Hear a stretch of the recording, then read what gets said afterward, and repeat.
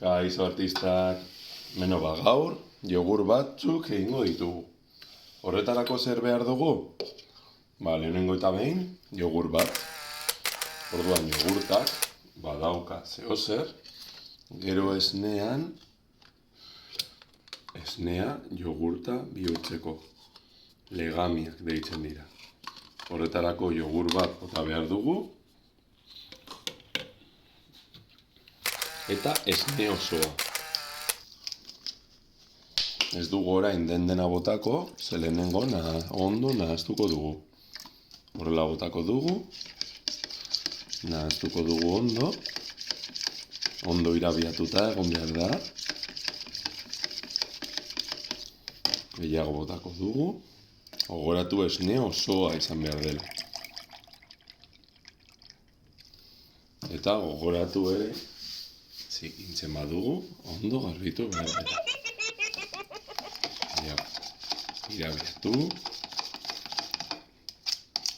Eta esne osoak ez du sartuko. Ez du pote osoan sartuko. Horregaitik,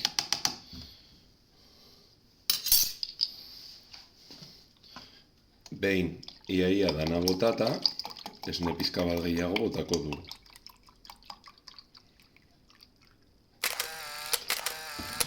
Berriro baituko dugu badazpada.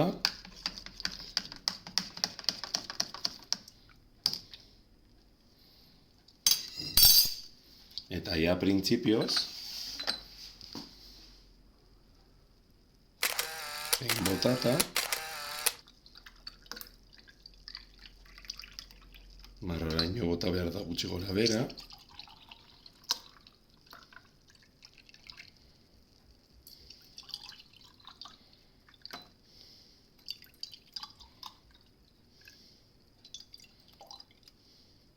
Baina garrantzitsuena da jogur pizka bat guztietan egotea.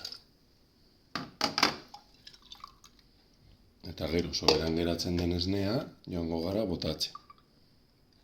Txaila horrekin barruan dauden legamiek jana ahal izango dute eta horrela geratu ahal izango da.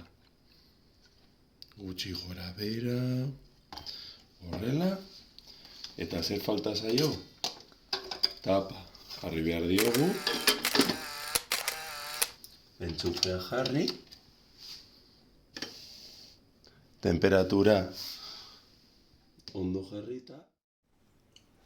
Eta falta dena da denbora jartzea. Eta hor, ikusten duzuenez, 12 zenbakia agertzen da. 12. Beraz, 12 ordu. Klikatuko dugu. Piztuko da, baina ze falta da? Tapa, ezta? Tapa jarrita dago. Eta gero haiek ukitako tapak ez. Orduan horrela egongo da 12 ordutan.